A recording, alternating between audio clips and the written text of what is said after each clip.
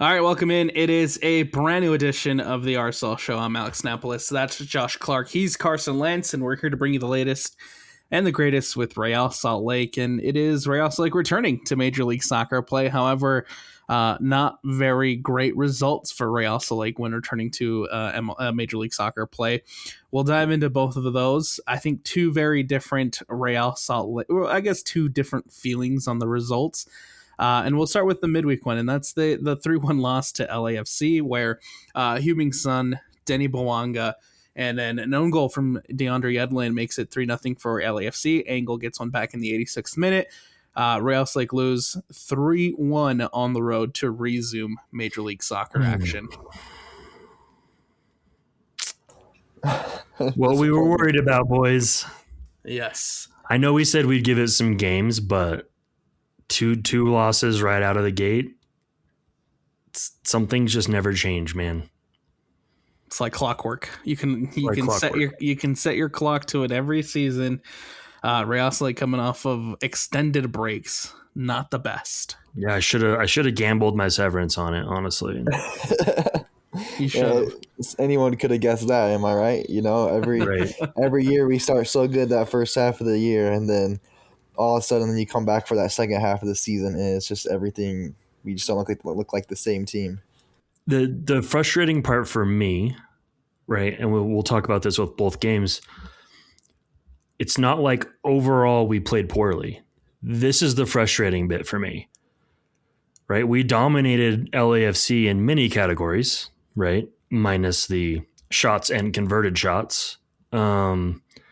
And with Portland, we played fairly well with 10 men, but as we've been talking about all season, you know, look back to the beginning of the season, we were scoring buckets of goals, and we all said, gotta get better defensively because those goals are going to dry up, and look where we're at, right? Yep. So we should have bolstered our defense in a big way, and it did not happen. Justin Glad's out. I don't think the results are different with Justin Glad back in, personally. Philip Quinton's not it. Sam Junk was not it. DeAndre Edlin's way too hot and cold. This defense is not going to win us a championship, guys. Yeah, I think, you know, it sucks because we got a Yedlin coming to the end of his career on our team. So it sucks to watch, but I just don't think he's fit for that right center back position. I think if he was playing like an outside back, he would be perfect for us. But we've been struggling with center backs for how long now? You know, remember that one year when we played a full back line of fullbacks, and it just seems like we can't find guys for us that are fit and will die for the badge. You know what I'm saying? Well, it's either we're horrible up front or we're horrible in the back. We've never been a balanced squad. Like since 2013 and before, we've never been a balanced squad. Can't have best of both worlds. No. It's infuriating. That sucks, man. I mean, dang. We're so like underprivileged as RSL fans, you know. In goal, Rafa Cabral. 3 in the back, with Yedlin, Quinton, Engel. Gozo out on the right, Sanabria on the left, Spearings, Caliscan holding down the midfield, Giavogi, Luna, and Sergio Solans as the starting lineup against LAFC. And I could have probably should have seen, or I guess saw this one coming, not because it's LAFC, but because of its speed. Go back to the FC Dallas game. The transition play, the quick counter attacks. How poor was Real Salt Lake in that game? We are not built for that, Alex. No, absolutely not. And then, of course, LAFC, who mostly attacks you with the counter attack, who mostly allows you to play through possession, and then they strike at the moment where you make the mistake, you give them space, they use their speed to get in behind, and then it feels like all three of their goals really were moments of that, were creations of that. FC Dallas, Real Salt Lake against FC Dallas really, really struggled in transition, really struggled on the counterattack. The same thing can be said about this game against LAFC, which was really unfortunate because I thought for the most part, right, even though Real Salt Lake had possession, they still did a good job in and around, or excuse me, around the box. They didn't really do a good job inside the box, and they didn't really good job finishing opportunities that they had. There was specifically that sitter from Sergio Solans right before the halftime break that can potentially change the whole complexity of the game, right? It's a different story. It's a different feeling when you're going into the locker room down 2-1 rather than 2-0 on the road, right? Absolutely. And you can even point to the header from Olatunji, right? Like missed opportunities galore. Any of those goals could have absolutely changed the complexion of that game. I don't know. I'm just trying to like gather my thoughts because I feel like it's like every episode we record, it's always like, you know, we're like, yeah, it's the same thing because it's like broken records. At the beginning, we're always like, okay, like we'll be patient, and then it's like, okay, oh, like well, we're playing good, and then we come back, and it's like something either the offense is not scoring, or the defense can't keep goals out of the goal. And right now, it's kind of a mixture of both. But I mean, I'm not gonna be too hard on like the offense though, because they've been carrying all season. If we didn't have them, then we would probably be one of the worst teams because our defense has been atrocious all season. But that's finally catching up to us, and so I feel like it's just like a rinse and repeat cycle, you know. I also think we've been really poor in the middle of the field too. Oh, we could really use a healthy Emeka and Ellie right now. Yes. That wasn't the best performance from Calscan and Spearings. Nope. In that last two games. Yeah, not been good since the return of Real Salt Lake. Another thing that really stands out to me from this LAFC loss is, of course, the 12 corners for Real Salt Lake, and the inability to create anything on set pieces. That was something that was hammered on Wednesday night. Real Salt Lake's inability to capitalize on set pieces. Now, I guess you give a little bit, just the tiniest of slightest of grace for Lucas Engel's goal. That obviously does come from a set piece and does come from a corner kick, which was awesome. But I texted this to you guys and I was like, man, it feels really crazy coming back from watching the World Cup and knowing that, during the World Cup, I was confident and I had belief that something magical and something awesome could happen off corner kicks during the World Cup. During set pieces, because a lot of those nations and there was a lot of teams at the World Cup who were really good at set pieces, and then coming now to watch Real Salt Lake and remembering the feeling of, oh well, nothing's going to happen here because Real Salt Lake just cannot capitalize on corner kicks, cannot capitalize on set pieces, and here we are.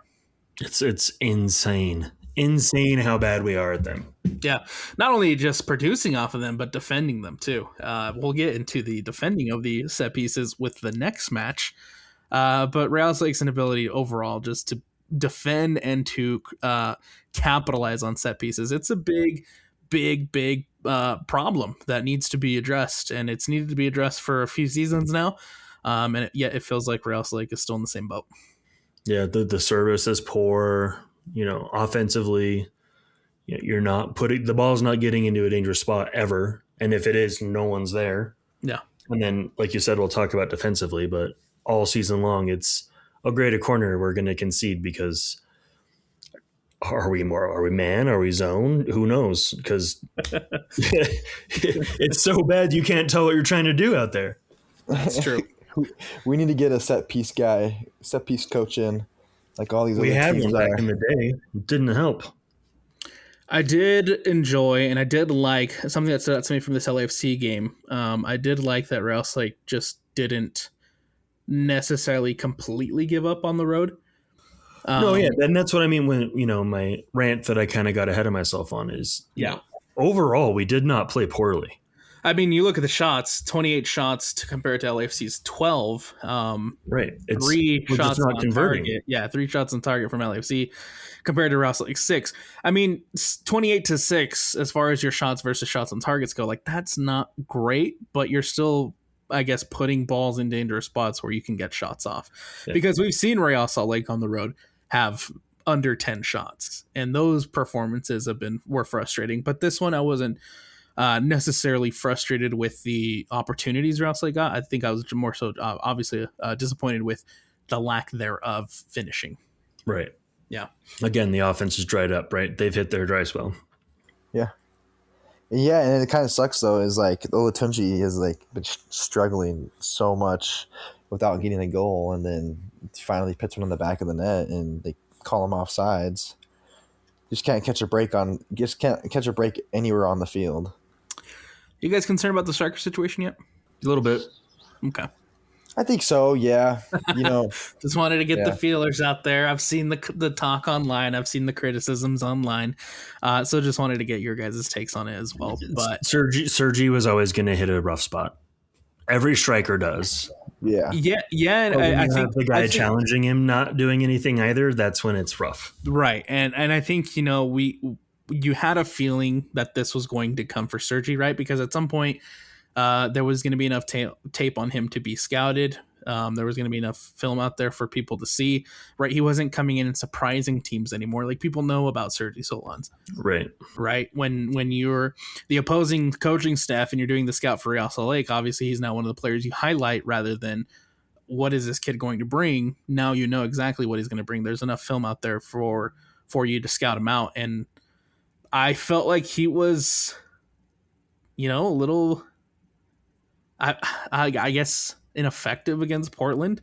Yeah, kind of a non-factor. Yeah, or not Portland, against LAFC, despite Real Salt Lake being well in the attack. Right. But I mean, like, if you're an opposing team and you're watching tape on him, you go, hey, guys, if they put one over the top to Sergi, it's okay. You know what I mean? 1v1s, man. It's okay. He's not going to finish it. Apparently Tappins now too, man. Man. I just it feels like I look back at that LAFC game, and honestly, it seemed like we had a pretty good overall team performance. And then you look at the guys like Sergi, I think every game we've watched, Sergi's at least missing one or two chances a game where he should be scoring. Right. And If he converted his should-be scoring opportunities, that's the new term for him, the he'd be should-be. top goal scorer in the league. He'd be the golden boot. Yeah, which I mean, you could probably see that about every striker.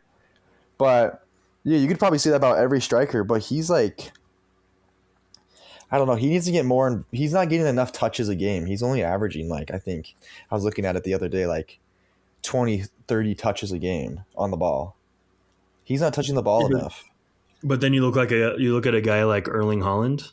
That's about how many touches he gets. But he scores every 14 touches the guy scores, right? So the touches are there. He's had the opportunities, but how many 1v1s and how many sitters has he missed? Yeah. The thing is, the difference between Haaland and Solans, you kind of point out. It's a huge difference. But the touches Sergi is getting are on fast breaks. He's not getting them he's not getting the ball played to his feet in the final third. Every chance he gets, agree. Yeah, every chance he gets is on a counter or fast break. So he's not getting time to settle the ball. Other than Victor would be different, Yeah, and to his credit, to that point, he's fantastic when it comes to speed. That kid is fast. Mm-hmm. That kid is lightning fast, and that's one of the things that really stuck out to me when it came to Sergi Solans in that friendly against Burnley. He was outrunning that Burnley defense, which I thought was crazy considering you have somebody like Kyle Walker who made his entire career off pace. But yeah, he was outrunning Kyle Walker. So that really stuck out to me in that Burnley friendly. And so to his credit, they try to use his speed as much as they can to their advantage, but at some point it's more than just the speed. It's the finishing. You have composure, you have to be more clinical. As to Carson's point, you have to be more clinical with the touches that you do have. Mm-hmm. Exactly. As far as Victor Olatunji goes,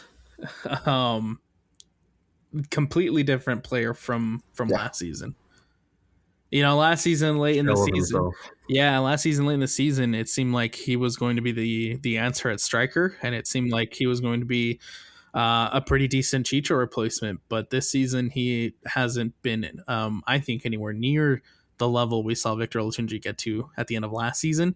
We're all waiting to see if, how he improved upon those performances, but so far it's not been great for Victor Olatunji. Yeah, it's concerning at this point. It is concerning.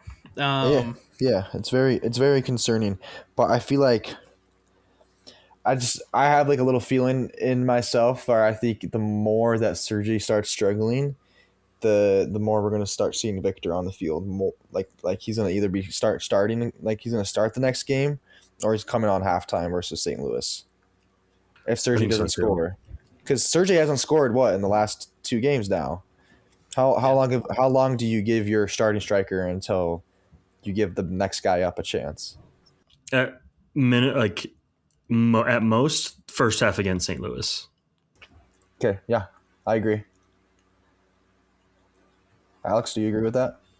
I haven't been bought in at all on Olatunji starts this season.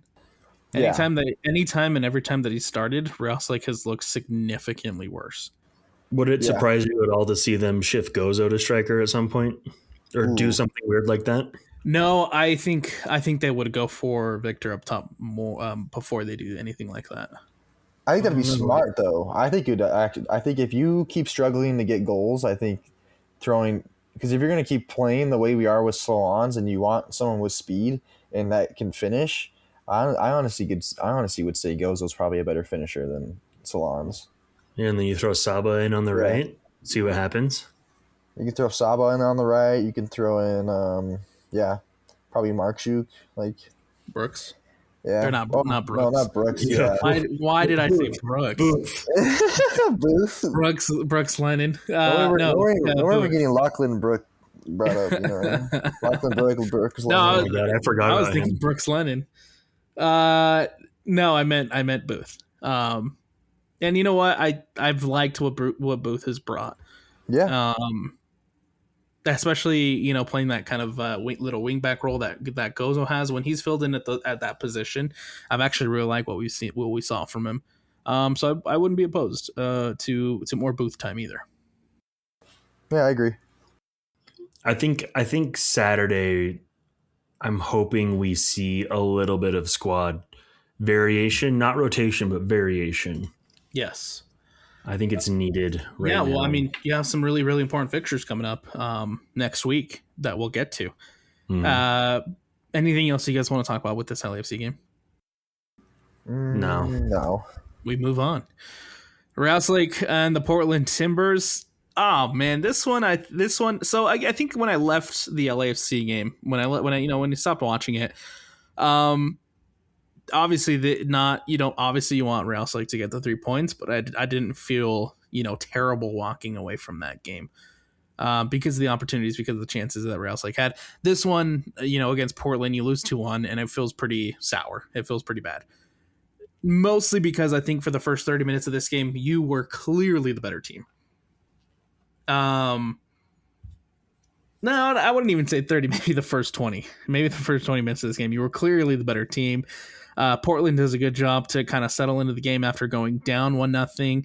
And then, of course, the red card that completely changes this game. Morgan Giavogi sees red and gets sent off. And then from there, it kind of felt like this game was done and dusted. Yeah, as soon as the red card came out, the hope faded quickly, right? Mm-hmm.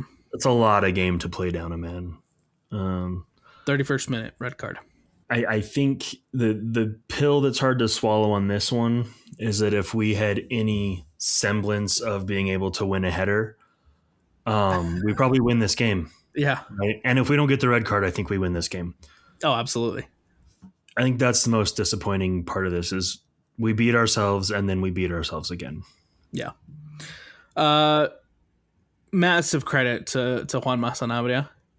Gets his first goal in an RSL kit. He's been fantastic all season. He was great at the World Cup.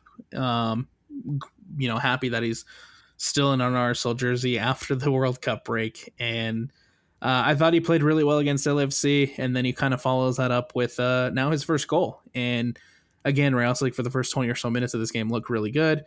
Portland decides to settle into the game. They have a couple of really good opportunities with Velda.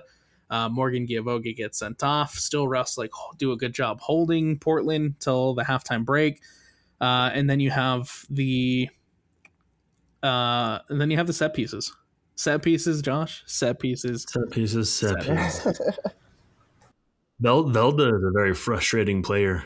He is. I could not stand him. He is. Really good player. I think, is this the first time that Rauslake takes on Portland with Velda? I think so. Because I think can't so, yeah. remember him being as pesky and as well, I guess he played in the earlier game, but he didn't really do much from the looks of it. Oh, he's Then from again- Norway. Then again, most of that Portland team didn't do much that first time around. Yeah.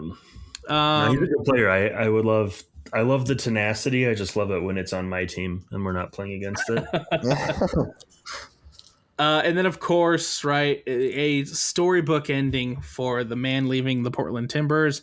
You know him for a really long time, Felipe Mora, the striker, the number 9 for the Portland Timbers, in his final game at Providence Park, in his final game in a Portland Timbers jersey, not once, but twice, beats Rauslake to set pieces and heads them into the back of the net to give Portland 3 points. I mean, I would have circled this game to be my last game too if I was a striker. You know you're going to have your chances. The first one, Yedlin does probably could have done better. Probably should have done better. Gets beat to the ball by Felipe Mora. Felipe Mora heads it into the back of the net. It's 1-1 in the 56th He looked afraid minute. of the ball. A little bit, yeah. And that's what, I mentioned this before we started recording, but I want to bring it up now too. DeAndre Yedlin, for the veteran presence that he is, some games, right, he'll have a tremendous performance, and we'll be talking about, DeAndre Yedlin's best performance in an RSL kit, and then immediately follows it up the next game with a not so great performance. Mm-hmm. Hot and cold, man. Too hot and cold. Mm-hmm. Like almost to your detriment of how hot and cold it can be for him. Frustratingly hot and cold. Yes. Which, from a 33-year-old veteran who's now on his 4th MLS team, you expect better and you want better. It just feels like he disappears on the field sometimes. Like you forget he's even there, and the next thing, and then you remember he's there, and because he's on the floor. Yes. Every time he's on the floor when we get conceded on. He's been good. He has been. I've noticed this too. He's been going to ground a lot for like some crazy challenges lately as well. When he doesn't need to, as well. Right. Yeah. Right. Something's going on.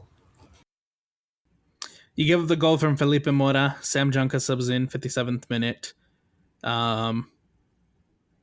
Not the Sam Junca you saw last season. I thought, for most a lot of games, it felt like Sam Junca was the best defender Rauslake had. And this season, again, it hasn't been the same Sam Junca, which playing significantly less minutes than he was last season, which is fine, but definitely not the same Junca we saw last season. No one on defense is the same guy we saw last season. That is true. That is true. Felipe Mora scores again in the 67th minute. This time beats Philip Quinton to the ball to make it 2-1 for the Portland Timbers. From there, Rauslake hold on to it. They're down 2-1. It seemed like with that Junca substitution, Rauslake were trying to hold on to the 1-1, trying to just salvage a point. Obviously, that doesn't happen. Felipe Mora scores. So then Victor Latunji, Saba Lobat. I'm not even going to try. I'm going to get it. Lobjan Lobanite. I think. I don't know. Saba subs in. Juan Jose Arias checks in for his first appearance in an RSL kit. And those are the 4 substitutions that Rauslake make. Victor Latunji, again, a shell of himself from what he was last season. I don't think I saw enough from Juan Jose Arias to make any type of judgment yet. Hoping that he gets more minutes. Hoping that comes this weekend against St. Louis. I've liked what Saba's brought, through 2 games. Mm-hmm. Considering he's fiery. Yeah, considering he got the assist too on that Lucas Engel goal in the last game. But I've liked so far what we've seen from Saba.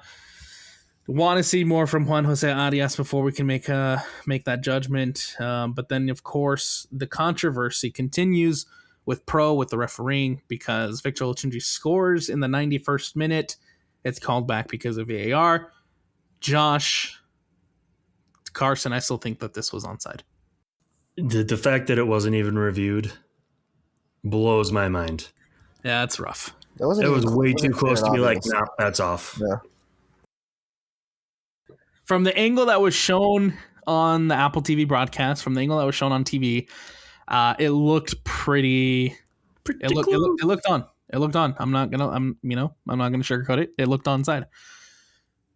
For it to not even be reviewed, for it to not even be looked at, or for whatever VAR person is in watching the TV screen, for them to immediately just say, nah, it's offside, without really what felt like not really much debate about it. That was kind of rough. That was rough. Yeah, like if I understand, maybe if like half a cheek was offside or something, and they're like, oh, he can score with that, but like, when was the last time someone scored with their butt? You know what I'm saying? But like, when does MLS or like Pro still do those little YouTube videos where they're like, they go over like stuff over the week? They do. Yeah, they do. And like, I guarantee you they're probably not going to do that one because they didn't even review VAR, didn't even review it. But again, like, I don't know. That's just like, again, we always circle back to this, but even MLS refs are like, inconsistency always, I feel like, is biting us in the butt here and there. And even VAR, like, what's the point of VAR because like, we could have gone out of Portland with a really important point, and now we come out with 0 because they don't even review that chance. Yep.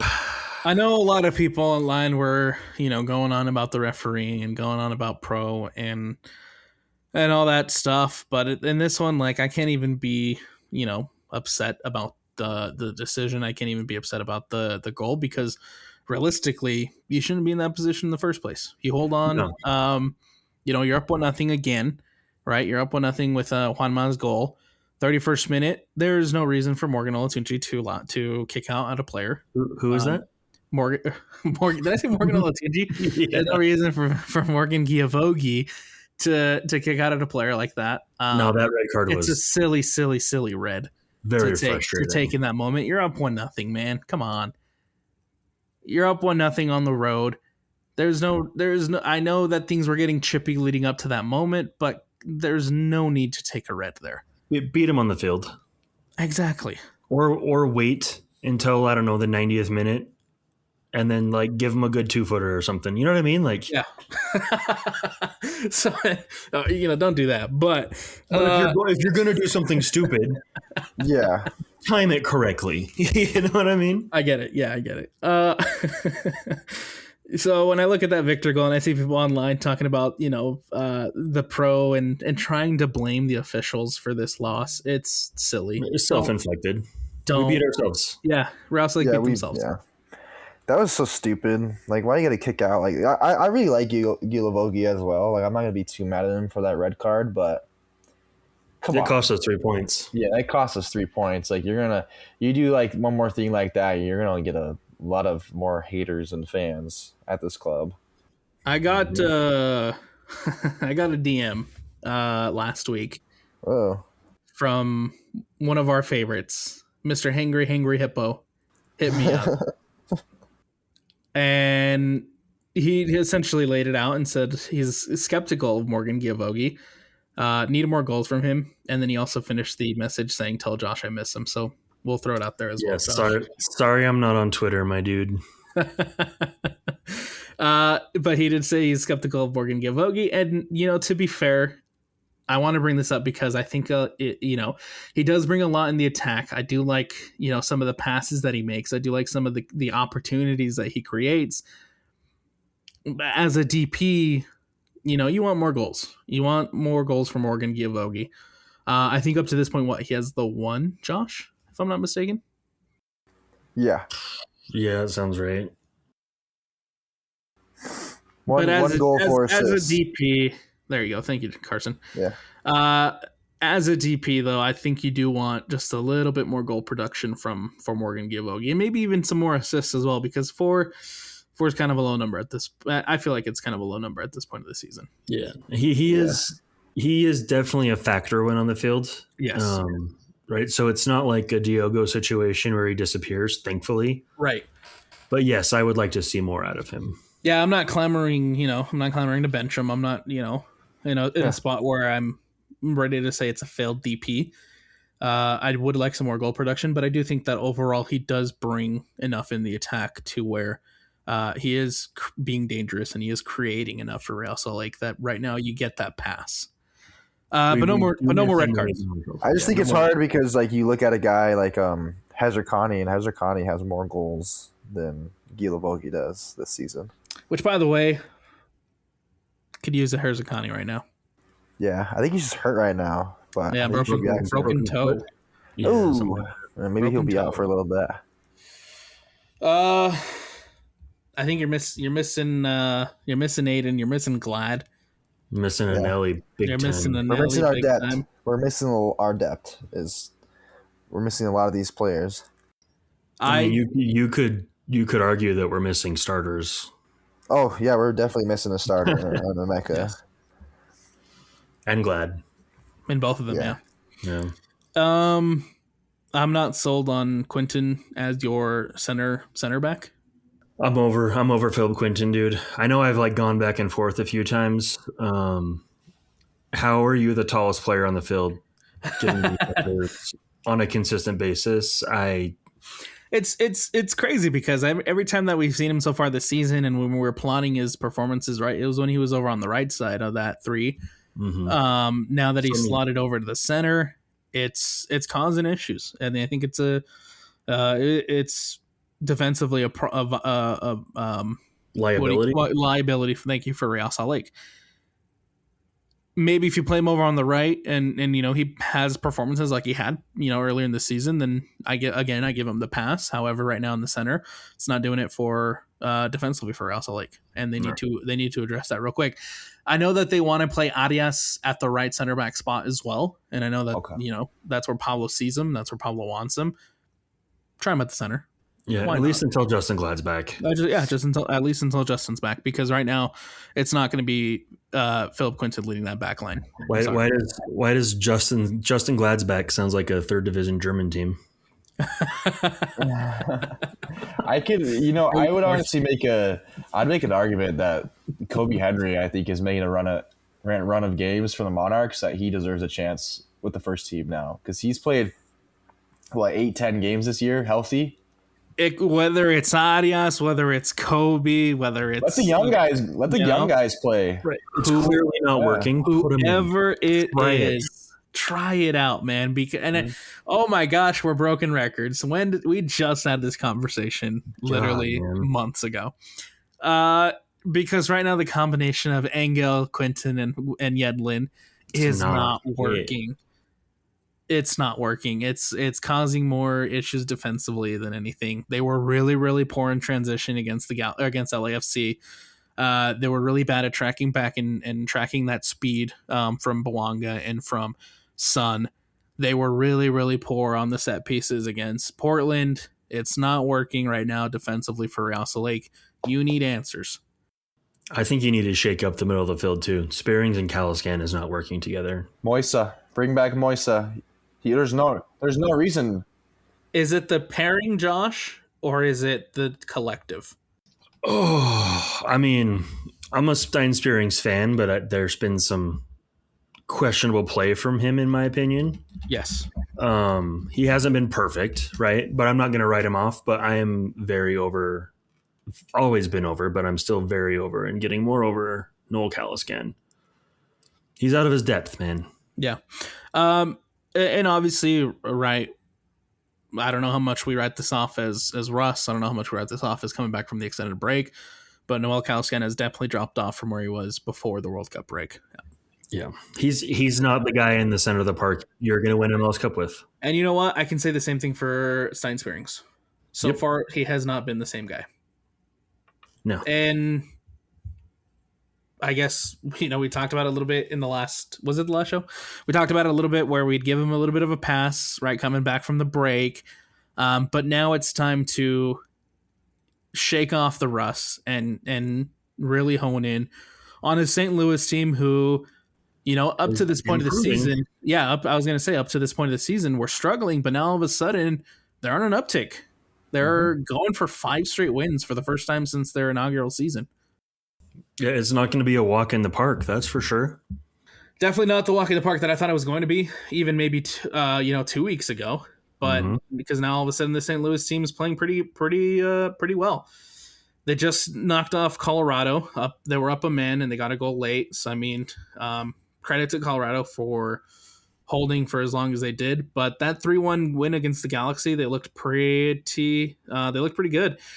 Defensively, still a lot of questions, specifically in that 3-2 win against Sporting Kansas City, also coming back from the break. Attacking wise, I feel like this St. Louis team has improved. Defensively, though, I think that Rousley can find some spaces to take advantage of. But regardless, you got to get 3 points on the road. Not only because right now you're on a little bit of you're a little bit on a spiral, but also because your road form this season has been really poor. Outside from that win against Atlanta early in the season, it's not looked good on the road for Real Salt Lake. I mean, at least we're winning at home. And that should be enough to propel you into playoffs. Should be. Now you've got to figure it out on the road because there's, if you hope not, but at some point, if that home performances and that home, dominance dries up a little bit, you want to rely a little bit on the road as well. And right now, Rouse Lake are not doing well on the road. Yeah, I know we said we'd be patient, but I'm having a very hard time right now. Yeah, they need a home game as soon as possible. Yeah, but I mean, our next home game is Leagues Cup, and Tigres. After that going well, you know what I mean? We could be coming into the 15th on a 6-game losing streak. Oh, don't say that. Yeah, I'm not saying we will, but we could be. It could be, yeah, absolutely. But Real Lake, when it comes to away performances, 8 games on the road, 1 win, 2 draws, 5 losses. That is 13th 13th best in the Western Conference and 23rd best in Major League Soccer.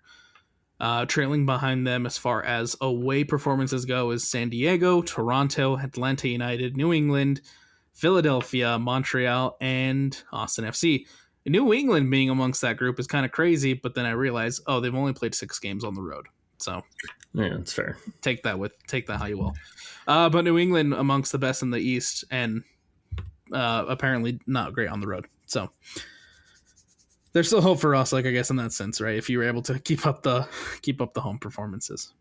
Yeah, I mean, there's a lot of season left, but starting to feel despair already. I know. No. I think I'm right there with you, man. I mean, and then you look at the table, and Rouse Lake is still within. You look at the table, and Rouse Lake is still within striking distance of, San Jose. They're still within striking distance of LAFC and Vancouver. They're all sitting at 33, and Rouse Lake at 26. So I mean, there is a gap. It's still manageable though, with a lot of season left.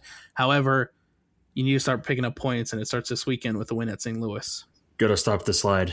We could be talking about, being right up there towards the top, firmly towards the top after these last 2 games.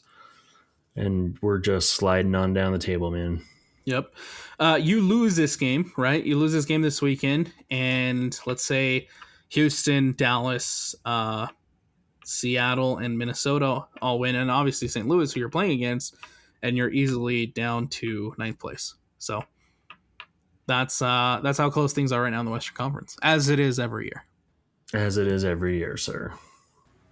I just feel like a lot of teams, with this, the World Cup break happening, a lot of teams that we saw were struggling are all now doing better because now they had that break to kind of recoup a little bit, and then the teams that were doing good.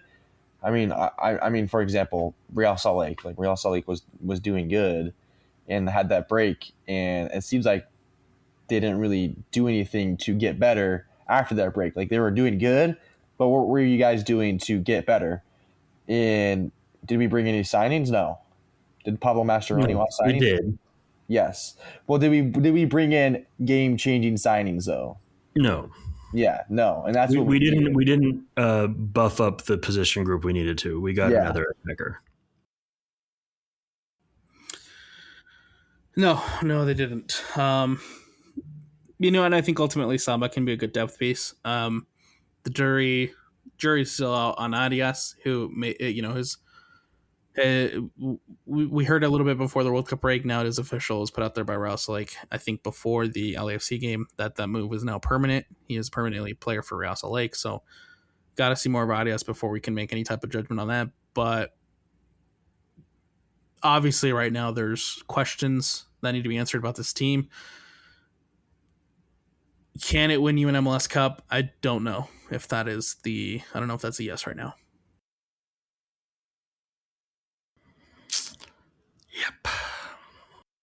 The unfortunate thing too is I think that there was a lot of results this weekend that helped out Real Lake. It should have helped out Real Lake as far as cementing themselves amongst the top four, but instead they're still right in the middle of the pack. And we'll start with the results. We'll start with the Eastern Conference as Charlotte gets a 2-0 win over New York Red Bulls.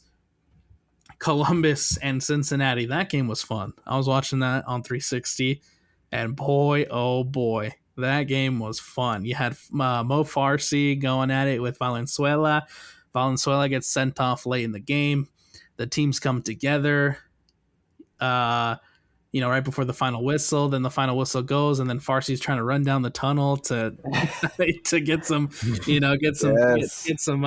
get some punches in or something, man. But he had to be held back, and then you have a couple Columbus players running down the tunnel for Cincinnati, and it was wild. Hell is real. Great rivalry. Great rivalry in Major League Soccer. Columbus ends up winning though 2-1. Inter Miami with a 1-0 win over Montreal. Scary scenes in that one as there's a 10-minute pause because Herman Berterame had to be taken away in an ambulance. The Inter Miami put out there that he was conscious and awake after the game, so that's all good signs, and we wish Berterame a speedy recovery. DC United with a 2-1 win over Toronto. Late penalty for Taribo in that one to win it. New England with a dominant 4-1 win over Atlanta United. New York City FC taking down Greg Berhalter 3 goals. Chicago Fire and Greg Berhalter 3-1. Philadelphia all of a sudden, hey, they might not be dead in the water. Last place in MLS entering the World Cup break. Now all of a sudden, back-to-back wins under interim head coach, including a 1-0 win against Seattle Sounders on the road. Seattle, though, not looking the same after the World Cup break. Houston with a 3-0 win over Austin FC. Minnesota with a tying with Vancouver 0-0. St. Louis with a 1-0 win over Colorado. Orlando with a 1-0 win over Nashville. Big win there for Orlando. San Diego with a 1-0 win over FC Dallas. LAFC 4-0 over Sporting Kansas City. Portland, of course, beating Rouse Lake 2-1. And then San Jose and LA Galaxy tying 1-1. A lot of really positive results there for Rouse Lake. Unfortunately, just could not capitalize. Tails all this time, Alex. Yep. Tails all this time, Carson. Yep. Coming up next for Real Lake, we talked about it, St. Louis. But then the big ones, of course, the Leagues Cup. Reminder that Leagues Cup starts up on Tuesday, August 4th. Real Lake will welcome in Tigres, and I think we'll have a good idea of where Real Lake is as far as Leagues Cup qualification goes after the first game. That was the case last year. I imagine it'll be something similar this year because, again, only the top 4 teams in Major League Soccer will advance against the top 4 teams in Liga MX. So, very hard to qualify for the next round. But if Real Lake doesn't get the 3 points in the first game, I think it's you got a pretty good idea where Real Lake will be at the end of it. Yeah, my hopes aren't high. I know that's horrible to say. It's tough competition, right? Tough competition, but it should be pointed out that Tigres haven't had the best start to their season, right? They just kicked the Liga MX just kicked off their return to soccer. They had a 3-1 loss to Tijuana to start off the season. Then they tied 2-2 to San Luis, and their head coach just resigned from their position 2 games into the season. Had to attend to a personal matter allegedly. Oh, wow. He is resigned, and so now Tigres will be coming into this game against Real Lake without a head coach, possibly. Hey, they're still going to be good no matter what. Against us, no. Like, maybe not against other people, but I bet they can be against us. Great analysis, Carson. Real Salt Lake will take on Tigres. That's coming up Tuesday, August 4th. Then they take on Atlante, the new team in Liga MX, on August 8th. And then you'll have a home game against Juarez on August 11th before returning to Major League Soccer action that Saturday against Minnesota. A lot of games coming up here in the next couple weeks for Real Salt Lake, and they need to do something real quick to get out of this spiral. You don't want to head into Leagues Cup on a 3-game losing streak. You definitely don't want to drop points at home against either of these 3 teams if you want to qualify for the next round. We'll see. We'll see. Yeah, Leagues Cup. We all love Leagues Cup so much. Yeah, they could have gone with no Leagues Cup this season, and I would have been okay with it. Yeah. Mostly just because, of course, the World Cup. I mean, it'll be cool to see like Tigres. You know, I don't. At least as long as we're playing at least like one big Liga MX team, fine. But like the other 2 games, I'm probably not going to care about. I hope hopefully we'll see some like younger guys get an opportunity to get on the field though. But well, I'll keep my hopes low though. I think you got to go for it against Tigres for sure, and then after that, make a judgment. Right? If you if you come into Tigres, lay an absolute egg, and then, it's kind of obvious that you're not going to qualify. Let's see some of the young guys, absolutely. But as long as you're in contention, as long as you're there, you gotta fight for trophies. Simple as that. Right, Josh? Yes, sir. No matter what us stupid fans say on podcasts, you gotta show up, prove us wrong. Yep. Win the damn games. Go get a trophy because our trophy cabinet has some spider webs. Yep. MLS All-Star game happening Wednesday night. Okay. Gozo will be a part of it. Gozo will also be a part of the Skills Challenge. That is the only thing and the only reason why I even care to tune in. Other than That's that, the only part I'll watch. Yeah. Unless I happen to be sitting on my couch and bored. But if literally anything else comes up, the All-Star game needs to go away. Yes. Yeah. Shoo. Especially in years like this, where everything's already name the team. Name the team. Sure. Yeah. Everything's already congested, and you're just forcing them to add more to it. Here's what you do. You name the team, and then on All-Star weekend or whatever, they get to wear a patch that says All-Star in their jersey. Maybe have special All-Star cleats. Cool. You're the All-Star. Give them $1,000 bonus, or that's way too low. I know. I'm just being smart. Right? There you go. You're the All-Stars. Congratulations. Carry on. We don't even have a whole game. There's a weather delay for the Skills Challenge. Of course there is. Nice. I guess a sign. Other big news that I think everybody needs to keep an eye on real quick before we wrap this one up. There is a meeting with the MLS Board of Governors happening tomorrow ahead of the MLS All-Star Game, in which the Board of Governors will meet with MLS Commissioner Don Garber, and they are expected to have talks about loosening and changing the structure of league rosters, rules, and regulation. And the conversation will be centered around a more open salary cap system to obviously bring in more talent for the league. Yeah, to make Miami get away with stuff more. Miami's already doing that, so I mean, I guess that's why they're changing the rules so Miami doesn't get punished. Yeah. Did you see the thing about Infantino too, where they're trying to bring in investors for FIFA? Yeah, it's ridiculous, dude. Yeah, so screw FIFA. FIFA, please make Infantino resign. He is ruining the beautiful game. I guarantee you, there's millions, there's billions of fans around the world, and I guarantee you, us fans will find a way to whatever Infantino is doing to make it stop. We stop the Super League. We can stop this. I could see, different federations just refusing to play in the competitions. Yeah, well, UEFA already is, so hopefully the other ones your biggest do something. Yeah, and hopefully the other ones. Your biggest moneymaker in UEFA, and they're threatening to break away. So yeah. Everyone will just go start their own competition, and the World Cup as we know it will be dead until Infantino goes away. Yeah, not a good look. Mind-boggling to me how right? FIFA's already gone through the corruption thing. Sepp Blatter's been thrown in jail or whatever. I don't know if he actually went to jail, but here we are. Cycles repeated within 10 years. You know what I mean? It's like, God, anyway. Just lose sight of who they are. I just feel like people in charge just lose sight of what they're in charge of and like who they are and why they're in that job. And then like it's like so long down the road that they're just like just doing whatever to do whatever. Oh, are you saying term limits, Carson?